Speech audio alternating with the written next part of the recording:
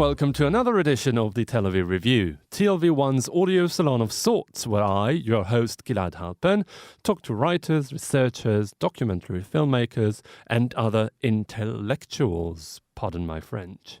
On our show today, we talk to Lia Tarachansky, director of the film On the Side of the Road, who will tell us about the way the Nakba, that is the heritage of the Palestinian defeat in 1948, is perceived in Israeli society today. Our second guest is Professor Moti Regev, a cultural sociologist at the Open University, who will talk to us about his new book, Pop Rock Music, Aesthetic Cosmopolitanism in Late Modernity, and about the historical event of pop rock music in Israel and elsewhere. Finally, we'll talk to Abigail Green, tutor and fellow in history at Brasenose College, Oxford, who will tell us about Sir Moses Montefiore, the great Italian, British, Jewish philanthropist and virtually the first ever world Jewish leader. Let's start with a bit of music, courtesy of our very own, the amazing Tomer Gershonman, and we'll be right back.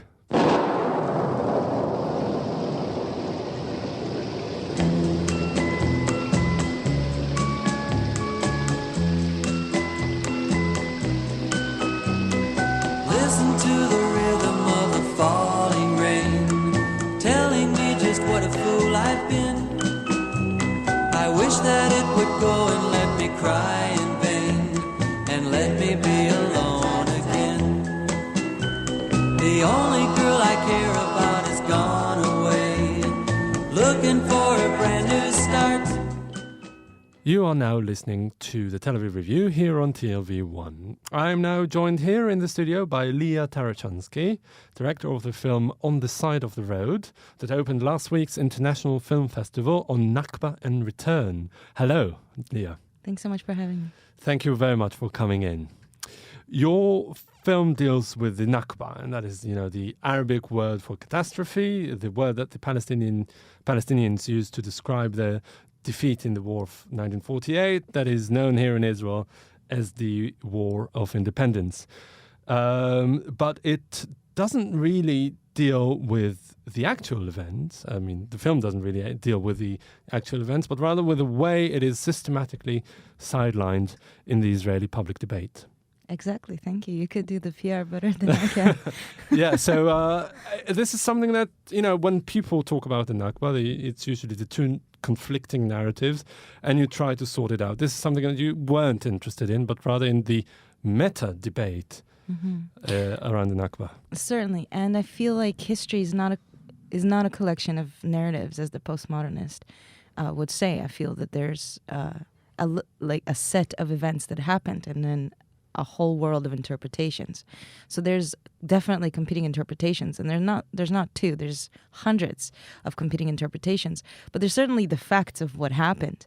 And you can take issue with a lot of the interpretation, and of course everyone who deals with this history does, but you can't really take issue with what happened. And I would even venture to say that it wasn't, as you said, the Palestinians' defeat in 1948 that they define as the Nakba.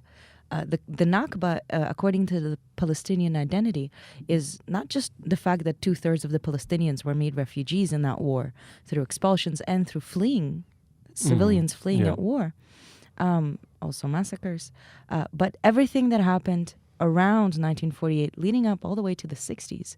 And some would even call everything that's happened since then until today and continues throughout the West Bank, now 38 villages in the Negev desert being, it's like an ongoing process, not just a specific moment in history. Exactly. So for the Palestinian national language, the word Nakba symbolizes dispossession by Israel, whether it is the Bedouin today or whether it is the destruction of the hundreds of villages in the years after the 48 war, or the actual leaving of the refugees. And it's also down to the fact that there was no restitution. I mean, the conflict is still open-ended in a way.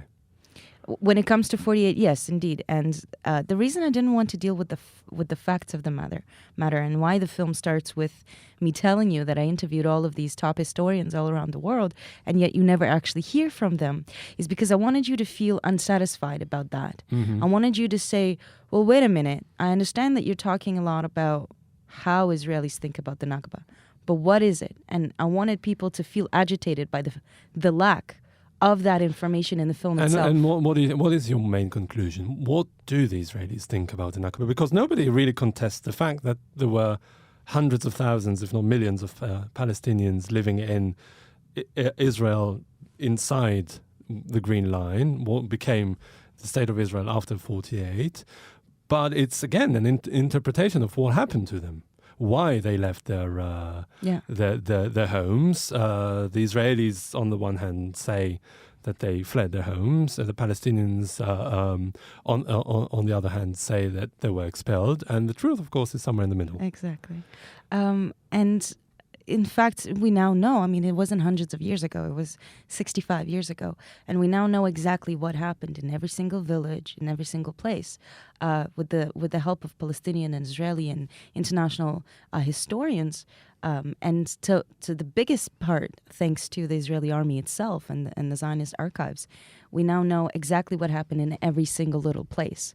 So we can retrace the history.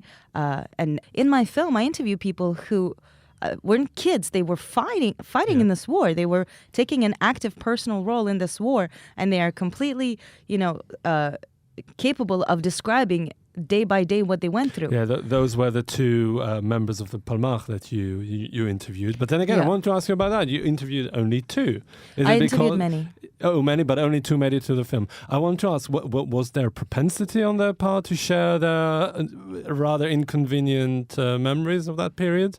By inconvenient, I mean one of them says it almost explicitly that he actually took part in a massacre. He says it explicitly. Oh, it does say it explicitly. Mm-hmm. And there were more than 30 massacres, so there were certainly many people who participated in them, including 3 massacres that were done to the Jewish forces by the Palestinians. But the point I was trying to make was the generation that did these things, the reason that the new historians, only one generation later, are quote-unquote discovering these things is because the generation who did these things didn't talk about it. Mm-hmm. And to this day doesn't want to talk about this. And almost all the doors I knocked on were shut in my face. Because basically the two options when it comes to talking to the people who did this, and if you study the psychology of PTSD and the psychology of the PTSD of the perpetrators, wherever in the world, you find that there's the same thing, which is, no, I absolutely cannot talk about it. You cannot touch this. Leave me alone. Mm. And then there's another one, which is, I did horrible, horrible things. I'm a horrible human being. And, I can't even deal with what I've gone through.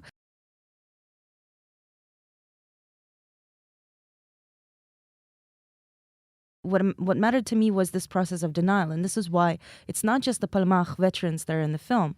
It is myself who went through a very long process of opening the denial that I myself coded my consciousness with, and Eitan is in the film, and Eitan Bronstein. There's these sort of two extremes, and they're actually the majority.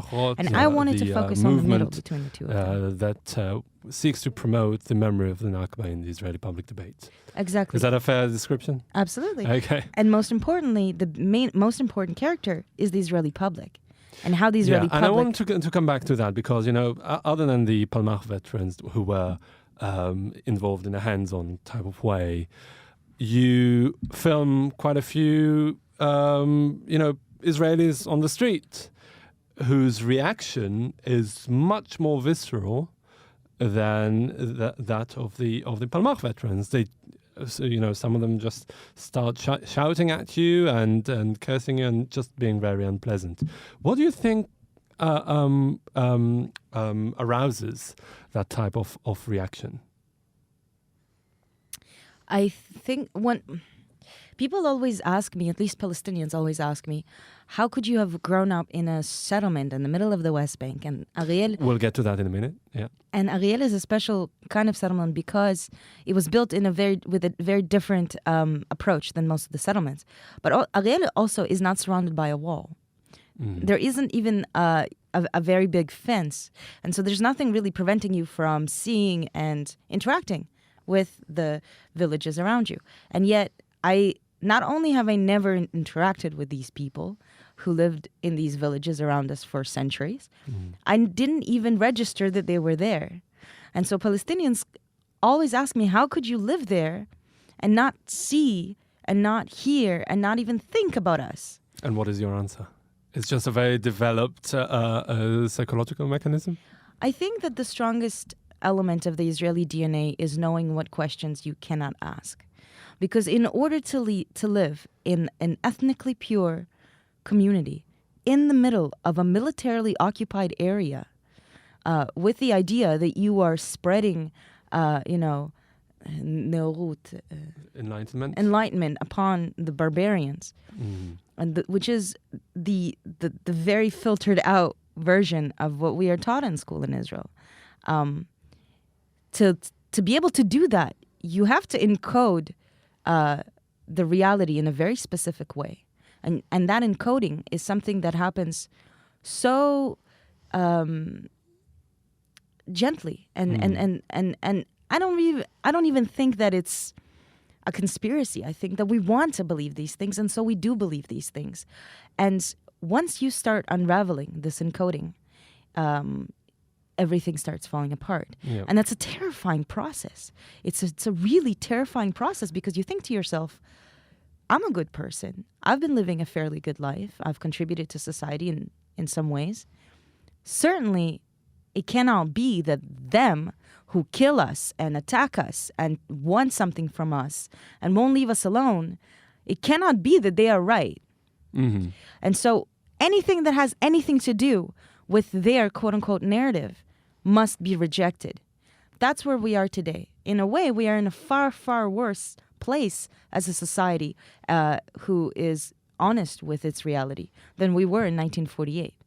Because while in 1948, a lot of people did things that took them 60 years to understand what they did, to understand that they expelled an entire nation, destroyed an entire society. Still, they spoke Arabic, many of them. They knew in some way or shape or form what they were doing. For me, as someone who... but there's also a question of guilt, of blame, because what they're saying, yes, we did... the creation of our state did, in fact, brought about the destruction of the Palestinians, but they're saying it was to be or not to be type of struggle, and also it's like I said before, that what they're saying is what it was, that it wasn't entirely our fault. We didn't start this war. We didn't want it. But we all know this. That's also not true, this because line of argument. You're talking about the war that started on May 15th, 1948, the war against the invading Arab armies. But the civil war between the Israelis, the Jews, and the Palestinians started 6 months earlier, the day after the failure of the partition plan. And that war, we certainly were planning for. But can't you understand the fear that this is just yet another attempt to destroy us? Yeah, except, I mean, you can look at it this way, and I think that's how Ben Gurion saw it, that we were jumping out of a burning building and landed on an innocent passerby. And that's certainly a version of the interpretation of history that many Israelis believed until... so many of them still do. Until the new historians. But when you look at the history that's been very carefully documented now, certainly there's so much preparation for the day when we will take over the land. And in fact, the people who did that preparation, they are not Holocaust survivors. There are people who came here at a very young age or were born here and were planning from day one, a day when there will be a Jewish state here that will have as much land with as few Palestinians, which in my opinion is still the government's policy today, which is what we see in the Negev, it's what we see in the West Bank, as much land with as few Palestinians. But just to finish the point I started earlier,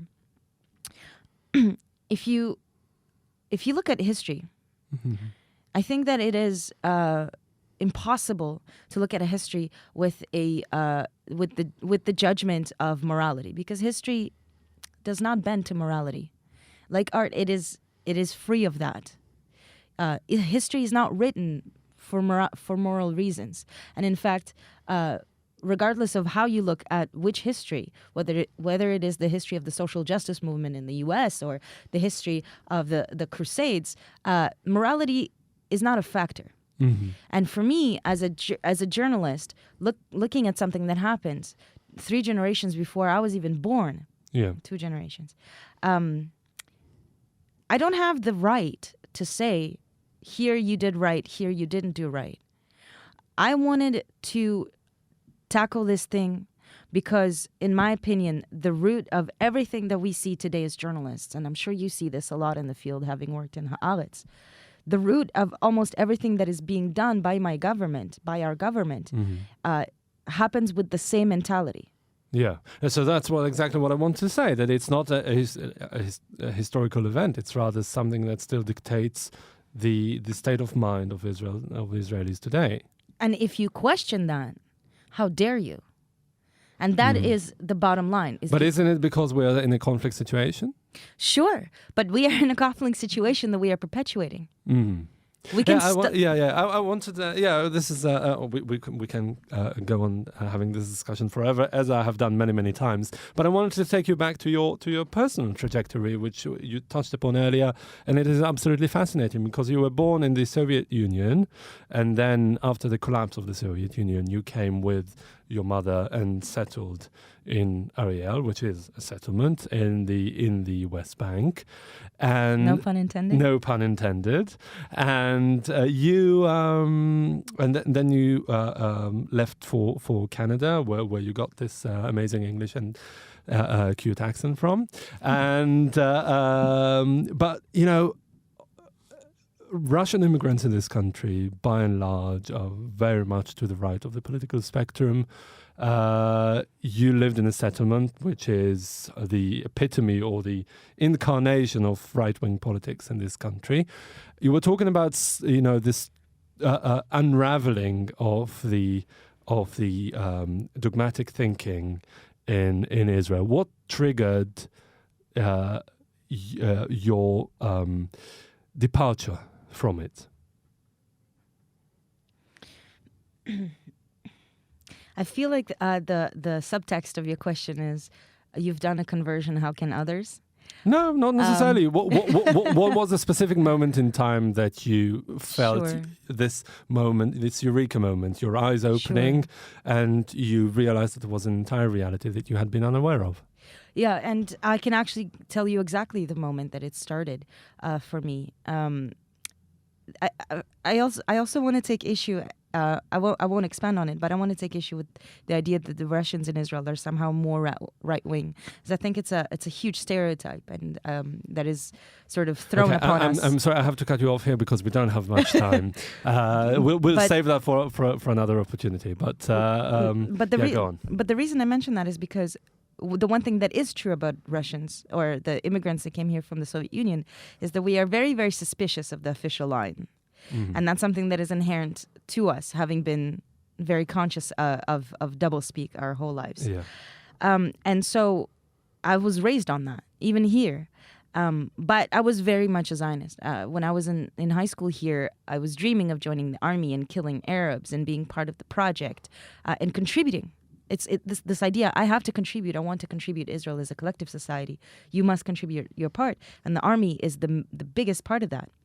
And when I went to Canada, to university there, that was still the mentality that I was in. And I remember at my university, which is at the University of Guelph, which is just a small little university focusing on sciences, so an hour outside Toronto, surrounded by farm fields and cows. There was a whole week called Israel Week. Right. And you could probably have gathered all the Jews at that university into a single room. And yet there was a week-long celebration of Israel on my campus. And for me, as an Israeli, that was very weird, because even though I want to contribute to the project, etc., I was a Russian here, so I know exactly what the Israeli democracy looks like. Yeah, we lived it. This version, this idea that you call Israeli democracy, And yet I was walking through the campus and there was these huge placards everywhere. Israel is the only democracy in the Middle East. Israel is the most gay-friendly country in the Middle East. Israel is this. Israel invented biotechnology. And I kept thinking to myself, who the hell put this up and why? And I approached the people who were standing at these big placards and asked them, why are you doing this? There was a woman reading the names of every one of the 6 million Holocaust, killed, murdered people, in the middle of the university for a week straight. Why are you doing this? And, they were very happy and very smiling. And they said, I just went on a birthright trip to Israel and I love the country. And none of these people have ever lived here, had any idea what this country is about. And that really upset me because I was saying, I was thinking, I'm the Israeli here. I know what Israel's like. Who are you to tell me what's going on? Were you already aware of the Palestinian plight at the time? No, Okay. I was just really irritated by this thing that, like, how dare you? At the same time, at the end of all of these placards, there was one little table, and on it was a flag that I don't remember ever seeing before.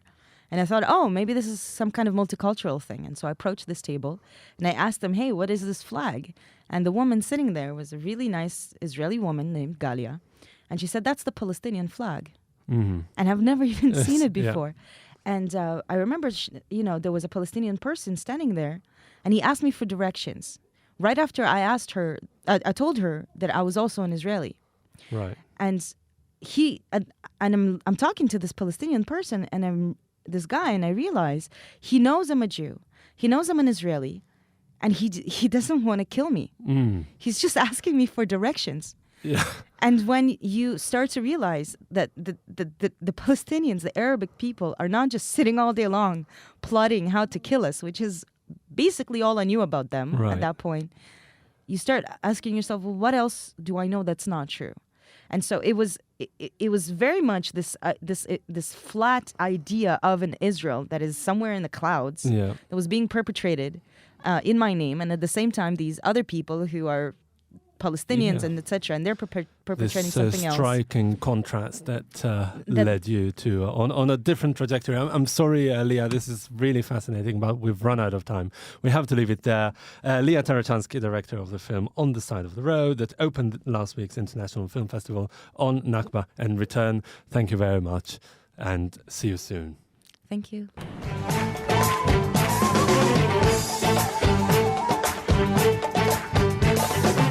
يا طير الطاير يا رايح عالديري تحميك عيوني وتصونك عين الله والله يا مسافر شعلاني هالغيري فلسطين بلادي حلوية ما شاء الله ميل عصافة تحول عطبري لا عكا وحيفا سلم عبحرها ولا تنسى الناصري هالقلعة العربية بشر بسالي برجعة أهلها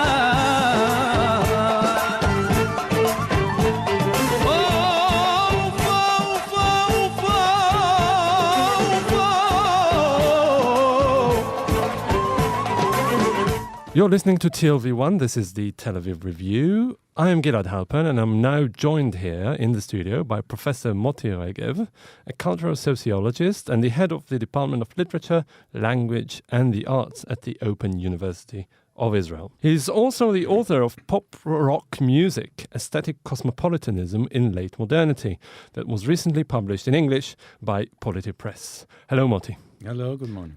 Thank you very much for coming in. If I understand the concept of aesthetic cosmopolitanism correctly, your contention is that pop rock was the first truly global musical genre. In a way, it's not the first. I mean, I'm not going for this kind of titles or superlative. The first truly, or whatever you want to call it. But pop rock music, first of all, it's. I'm being disputed here is whether it should be regarded as a separate category of popular music, but I certainly insist that pop rock is different from popular music in general. And pop rock is certainly, in my view, one of the major cultural forms that epitomize, that embody the notion of aesthetic cosmopolitanism, yes. Maybe... Can you elaborate for our listeners a bit on what you mean by aesthetic cosmopolitanism? Yeah, I mean by that a kind of cultural performance, production of culture, consumption of culture, based on an aesthetic, a worldview of evaluative criteria, notions of taste, that at one and the same time, on the one hand, maintain, preserve a sense of locality, of indigenousness, of national sort of or ethnic kind of culture, but doing it with cultural forms, stylistic elements, forms of creativity that are shared by many other cultures around the world, so that local culture, national culture becomes overlapping and has a lot of common aesthetic grounds with the cultures of other countries in the world at the very same time. Our cultures are not unique and totally different anymore. So isn't that the essence of globalization and the dominance of American culture in it? Because that's where it started, right? Yeah, it's certainly a dominance of American culture. I mean, cultural globalization is quite a similar term, but it implies all kind of interpretations about what it is. One of them being homogenization. And in my view, aesthetic cosmopolitanism is not about cultural homogenization. What it means basically is taking some elements of the global musical style and combining it with local ones. Yeah. It's not just playing American music in the local language. Not at all. Let me just give you a simple example. The use of electric guitars. Okay. Yeah. The electric guitar is a musical instrument that has been used by jazz musicians already in the 1940s, early 50s, but became almost synonym with rock music. Yeah. But we don't assign to it any national origin except for the fact that it was invented in the United States. But we don't necessarily see in it sort of an ethnic kind of musical instrument. We regard it as a machine, sort of like a Frigidaire or a car. It symbolizes just modernity. Yeah. A universal modernity. Now, once pop rock music all around the world incorporates the playing of electric guitars into the music they make in whatever language, and once our bodies and our ears become accustomed to the sound of electric guitars as a musical sound, not as sheer noise, something that was like that for the first generation of listeners, then any kind of music that incorporates electric guitars in a massive way is aesthetic cosmopolitan, if you want. So it's basically, well, now you're talking about the packaging. Is there any essential feature of pop rock music that made it this kind of cosmopolitan musical genre, or is it just a technical thing that the use it's both. It's both because the technical things never come just as they are purely technical. They come imbued with connotations. They come within cultural packages. And in the case of electric instrumentation and all the developments since the 60s, 70s until today, the development of electric and electronic instruments always came closely connected and inseparable from the styles where they were used to produce new forms of expression.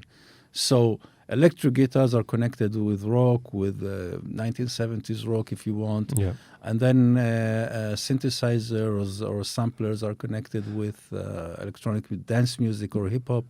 But the fact that they made it around the world and listeners around the world became accustomed to that sound is also down to technology, to the fact that music can now travel, which it couldn't do up until a century ago. Yeah, music travels, of course. That's what we're talking about. No, but that's what I'm saying. Why is it that you chose to single out pop rock and not... I mean, why did this process start in the post-war era with pop rock and not before? Well, pop rock, not just the sounds of the music, its technology, but also the styles themselves came to signify a sort of modernity, universal modernity of revolt, revolt, not necessarily in a political sense, but in a cultural sense, of new, younger generations of late modernity against conservative cultures of all sorts. So this is another major reason why musicians all over the world and audiences all over the world wanted to have this kind of music, but of their own, in their own language, in their own culture, in order to feel themselves members or participants in what they believe is an exciting new stage in human culture, in modern culture. So it goes together. The technology is a way to participate, to leap into participation in that sense of modernity. And I think the most comparable art form to pop rock in this regard is film, where making film means that you leave behind your traditional culture, in a sense, and you modernize it. You don't dispose with it, but you modernize it into a new stage of sort of art form. And you make it accessible to a much wider audience than before.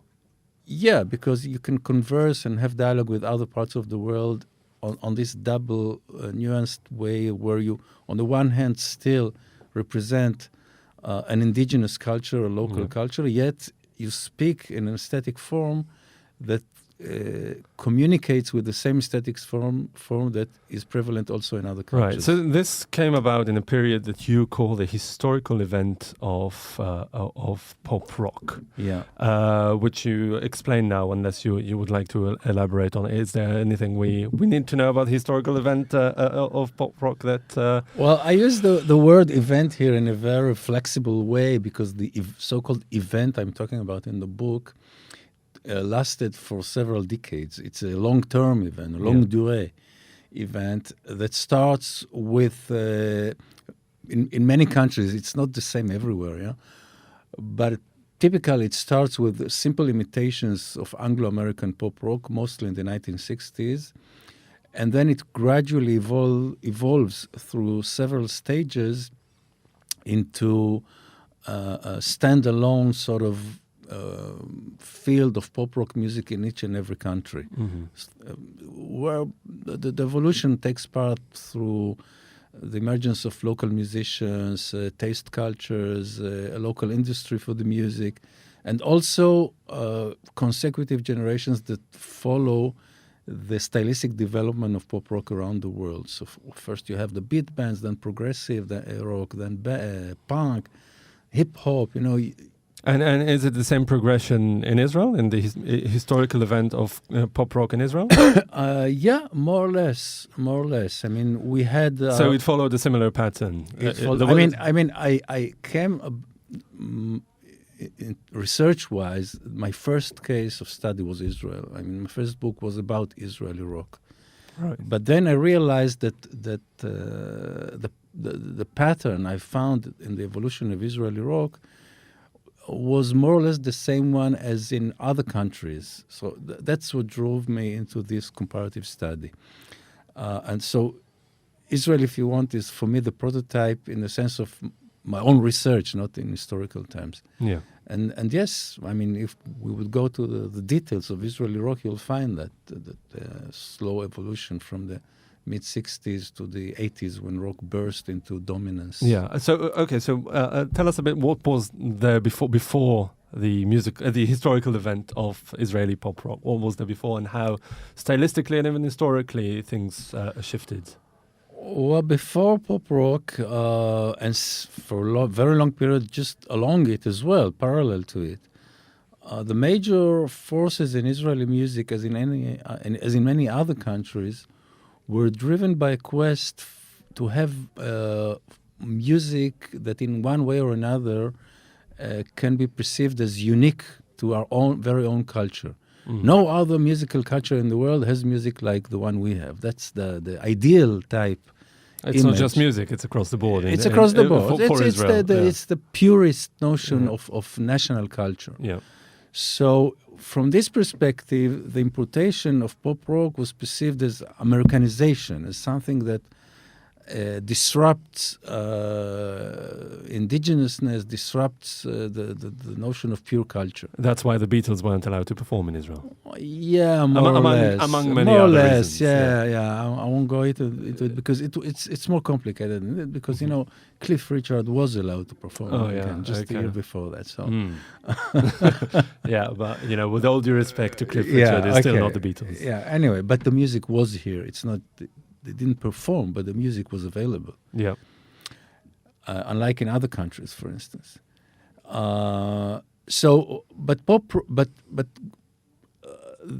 That earlier notion was, to a large extent, also a notion of censorship, in soft censorship, but still not allowing too many influence to come into the country and keeping the musical culture sort of isolated in a sense, or at least in an ideal sense. And the music was perceived as serving national ideology. So pop rock came as something to revolt against this, against the ideological baggage of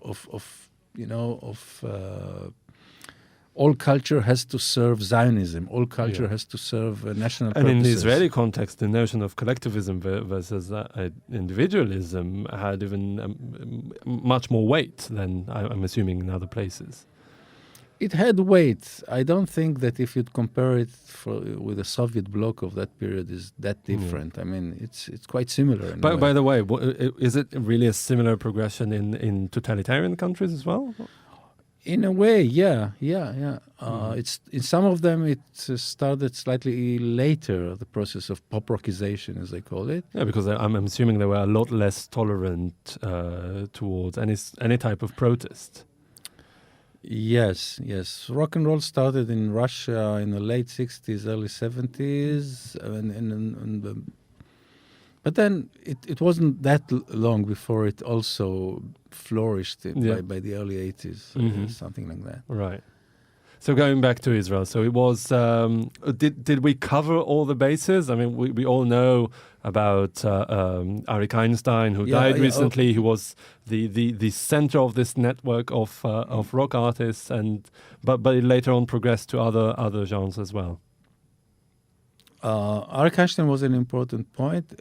Before him were the so-called Lehakot HaKetzev, the beat bands, that were regarded as sort of, how to call it, deviant form of musical culture in the real time. And looked down on as well. Right? And it was looked down on by... It was looked down on. It was basically neglected. Yep. You cannot find in real time, and then, say, 65, 64, any coverage in the media of Lehakot HaKetzev. They didn't record and therefore weren't present in the media or weren't played on the radio. Yeah. Weren't played on the radio.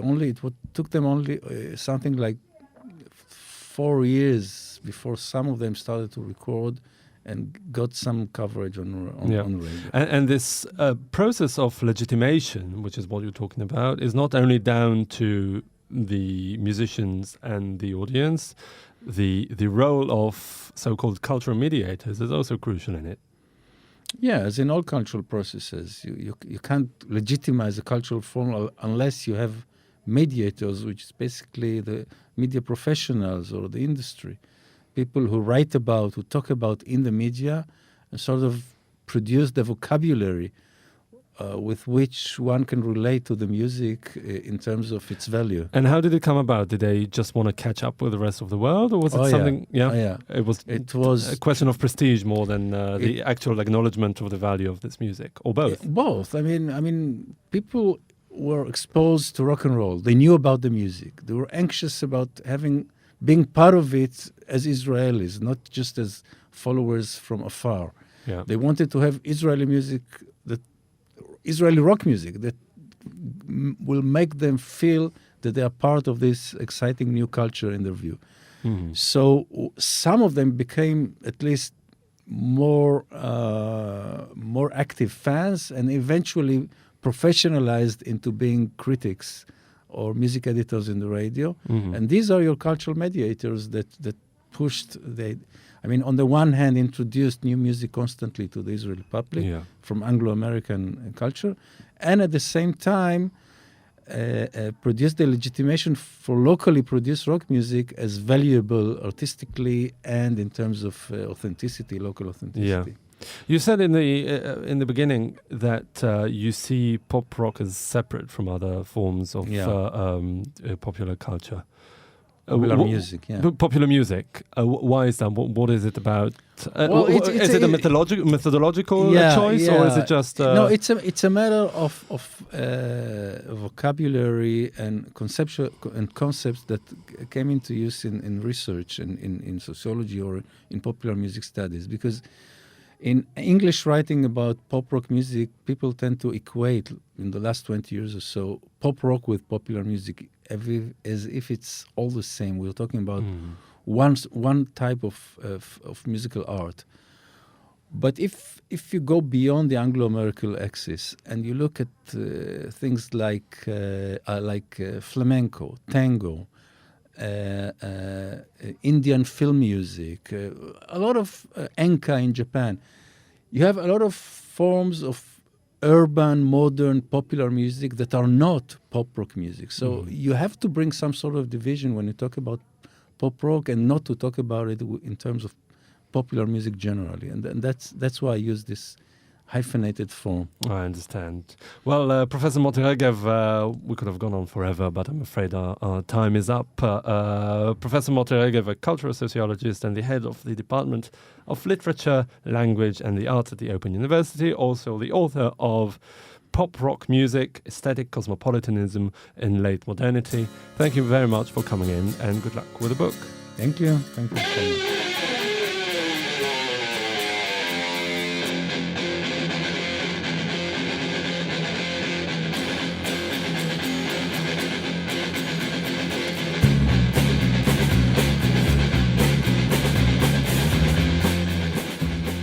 You're listening to the Tel Aviv Review here on TLV1. I am now joined here in the studio by Abigail Green, a tutor and fellow in history at Brasenose College, Oxford, who is also the author of Moses Montefiore, Jewish Liberator, Imperial Hero.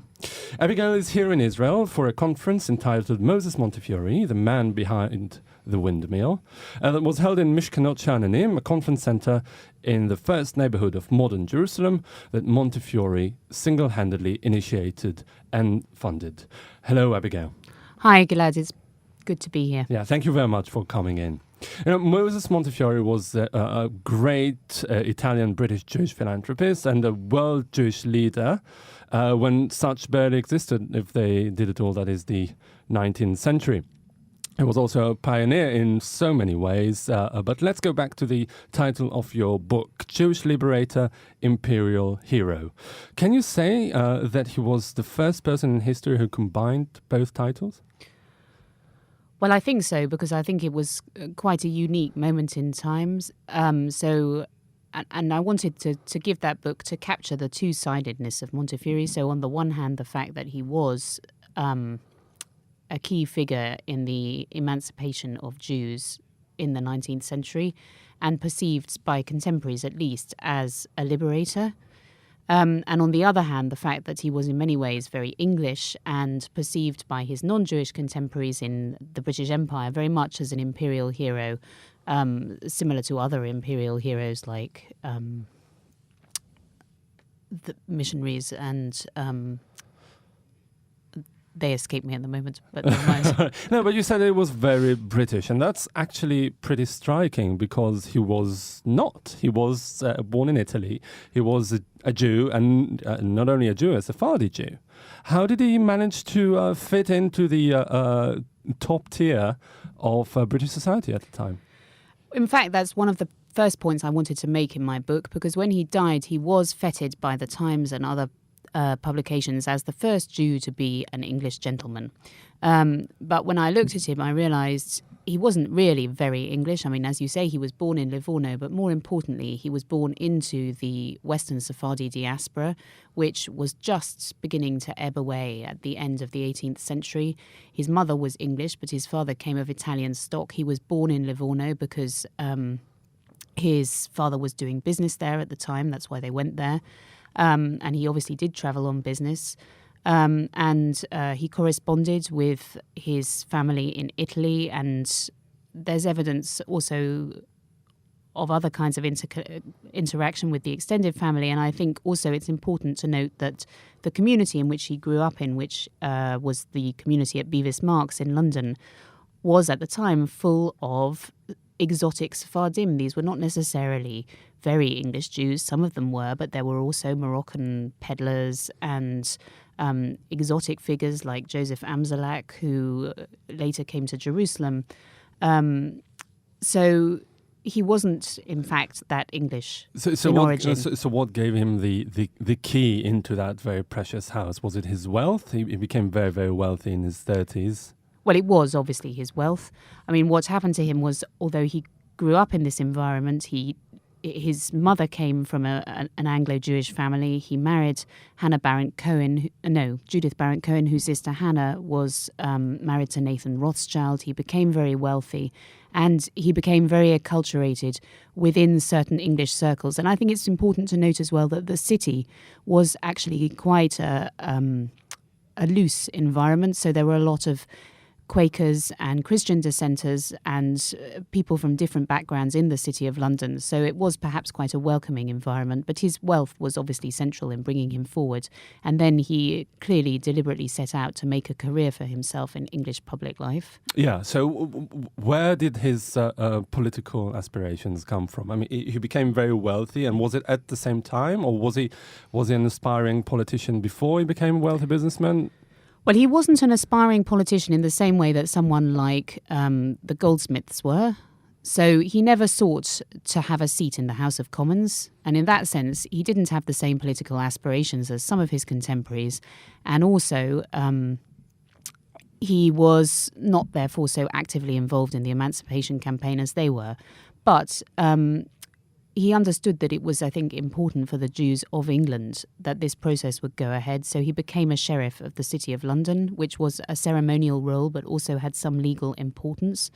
And at a later point, he was Lord Lieutenant of the County of Kent, and he was very preoccupied with his personal status. And the chairman of the Board of Deputies of British Jews, which is a very political role, isn't it? It was today. I don't know what it was. Well, I think that's the point. Ago. He was active in Jewish politics, but he didn't really seek to be active in British politics in the way that the Goldsmiths certainly did, and maybe some Rothschilds later did, or David Salomons, for instance, had that aspiration.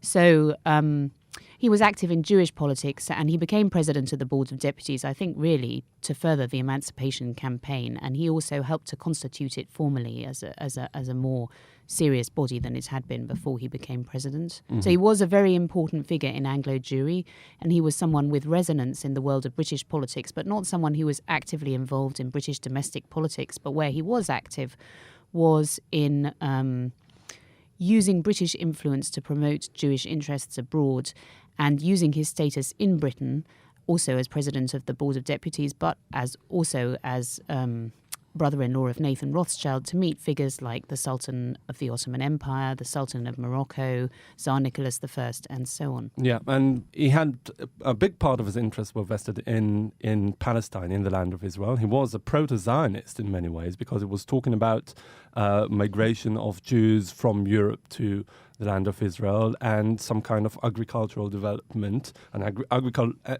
agricultural enterprise to sustain it at a time where Zionism didn't even exist.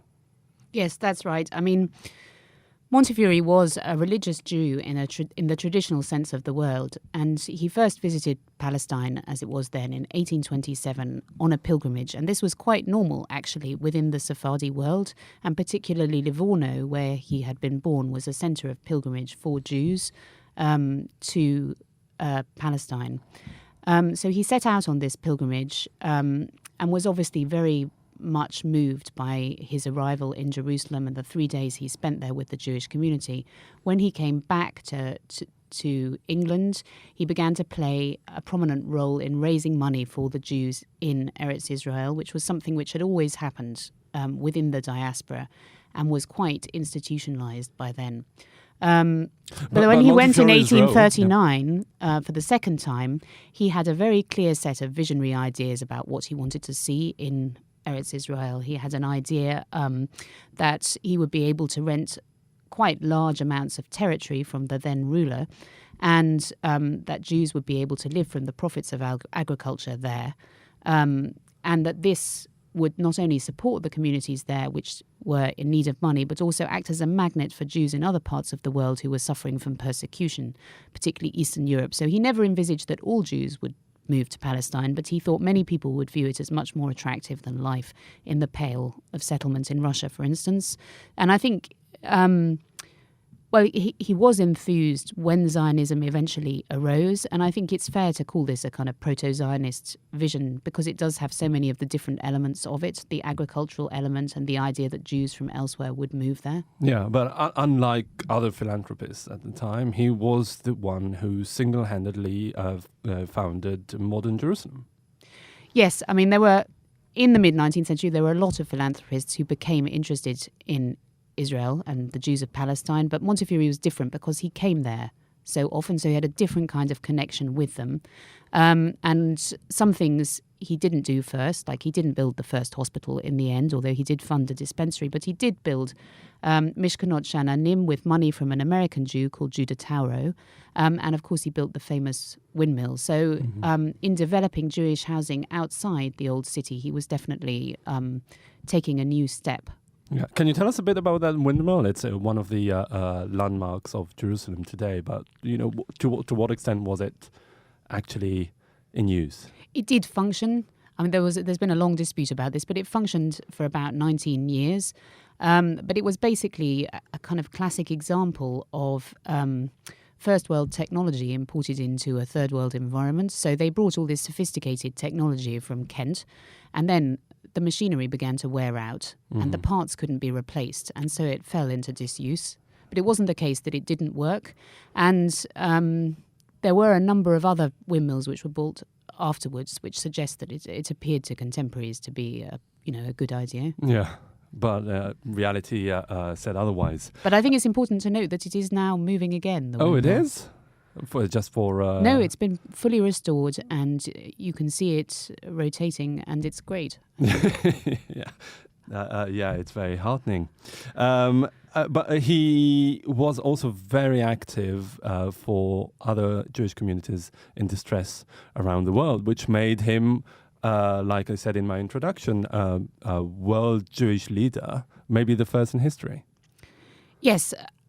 I'm not sure that I wouldn't say he was the first world Jewish leader, but he was one of several really important people who changed the nature of global Jewish leadership in the 19th century.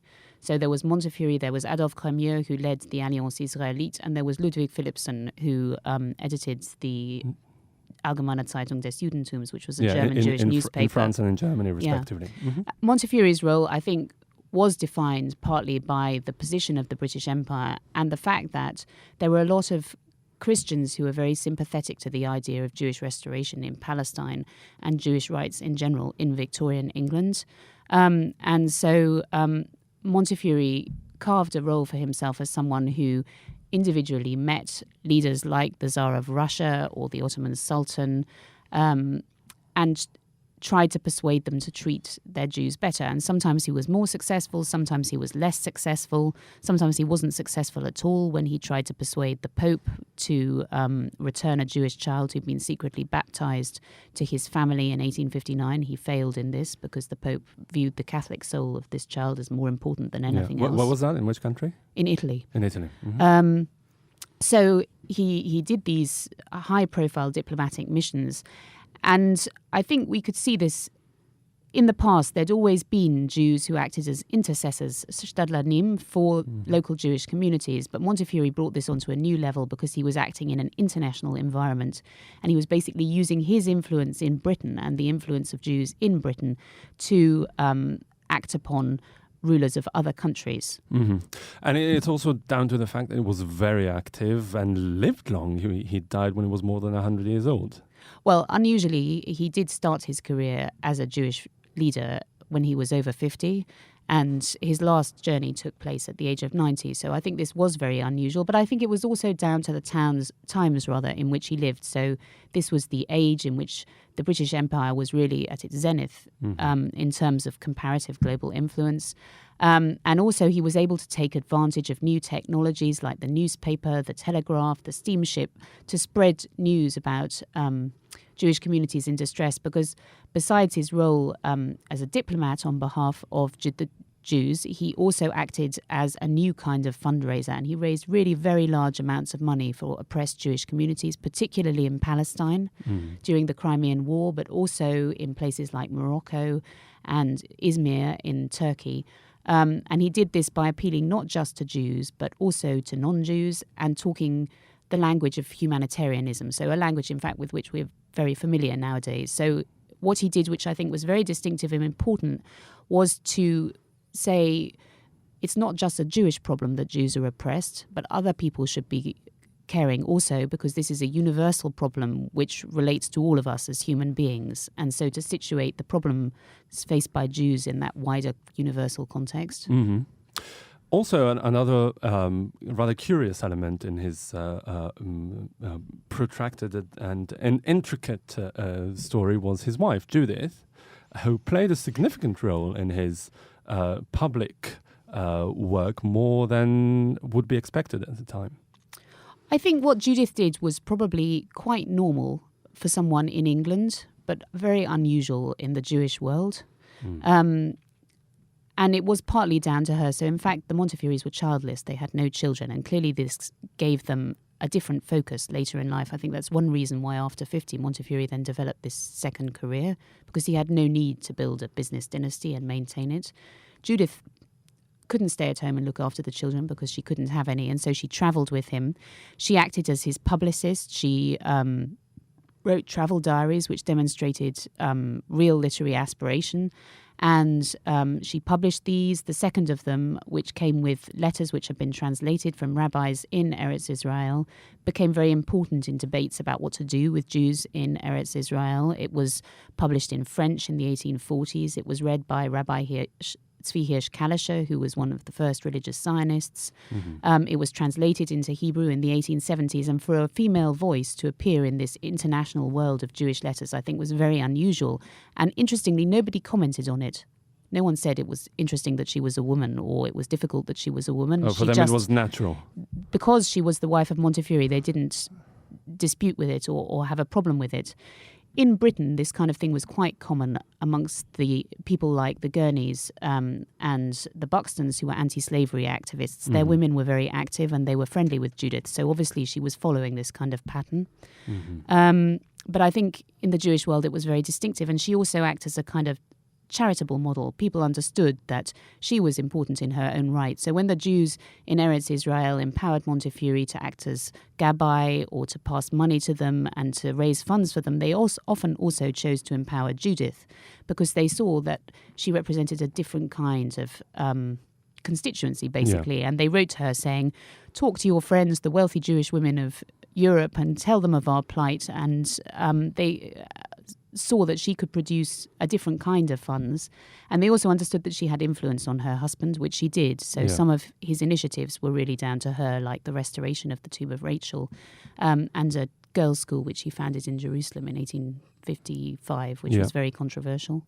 So his work in Israel was, would say, appropriate, but it plays a very significant role in Zionist history. Do you think that regardless of that, had the Zionist project not been such a huge success, do you think that Montefiore's work would have been remembered with such vigor as it is today? Well, when I started writing about Montefiore, most people had forgotten about him, and if anyone remembered anything to do with him, it was the windmill. So I would say that a lot of his achievements have been forgotten, and it is really the Zionist heritage, I suppose, which has allowed his name to live on. But now I think people are more interested in him than they were, because some of his interests, the fact that he also raised money for non-Jews and the way in which he worked with the British Empire seem quite interesting to us nowadays. Yeah. Well, I'm afraid we have to leave it there. Abigail Green, tutor and fellow in history at Brasenose College, Oxford, and author of Moses Montefiore, Jewish Liberator, Imperial Hero, which is now available in Kindle format that you can all download.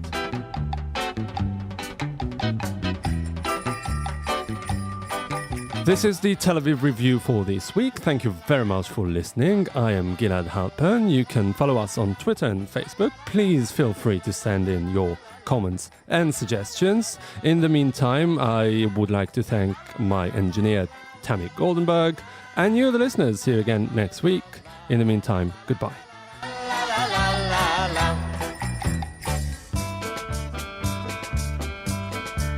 וכשהיה השר מונטיפיורי בן 80, אז באו לביתו המלאכים הלבנים, עמדו על מיטתו וכך אמרו אליו, הקדוש ברוך הוא רוצה אותך אליו. וכך ענה השר מונטיפיורי בדיוק, סלחו לי רבותיי, אך באמת אני עסוק, כי יש הרבה צרות לאחינו בעולם. הנה פוגרום ברוסיה, איך לא אבוא אצלם, כי מי אם לא אני יעזור פה לכולם.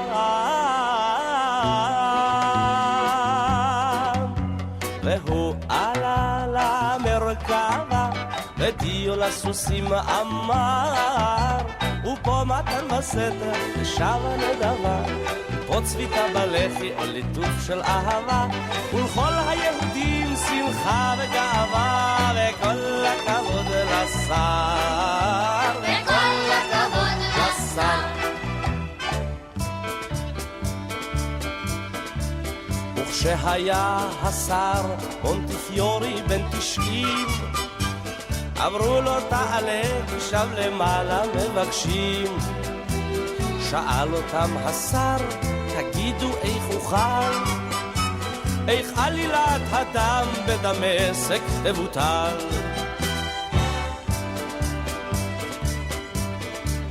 הלא צריך ללכת לפחה הנפסה, להגיד לו תתבייש, איך מרשים דבר כזה.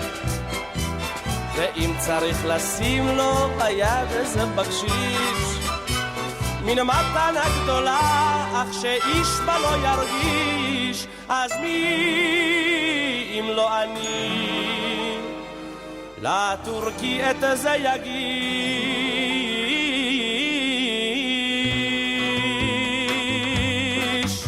והוא עלה למרכבה, ודיו לסוסים אמר, ופה מתן בסתר, שם הנדבה, פה צביתה בלחי או ליטוף של אהבה, ולכל היהודים שמחה וגאווה, וכל הכבוד לשר, וכל הכבוד לשר. וכשהיה השר מונטיפיורי בן 100, אמר מספיק לי די, הנשמה שלי שבעה. הלכו מיליונים לירות ופרנקים ובשליק, אבל ליהודים זה אף פעם לא מספיק.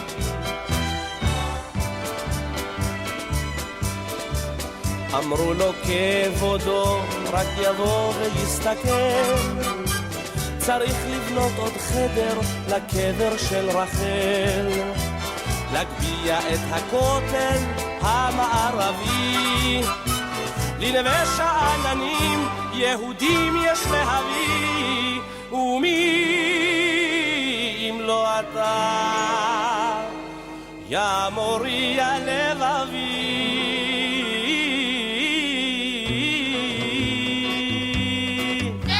והוא עלה למרכבה, ודיו לסוסים אמר, ופה מתן בסתר, שם הנדבה, פה צביתה בלחי או ליטוף של אהבה, וכל היהודים שמחה וגאווה, וכל הכבוד לשר, כל הכבוד לשר.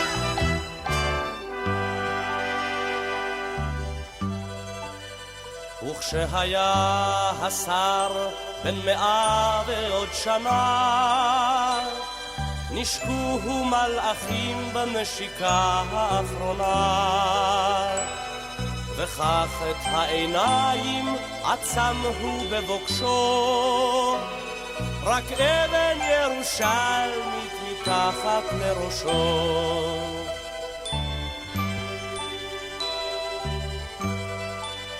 עטוף טלית של משי ונח בתוך ארון, גמר השר משה את מסעו האחרון, אך יש עוד אנשים המוכנים להישבע, שלפעמים בלילה כשחושך בסביבה ראו את מונטיפיורי על יד המרכבה.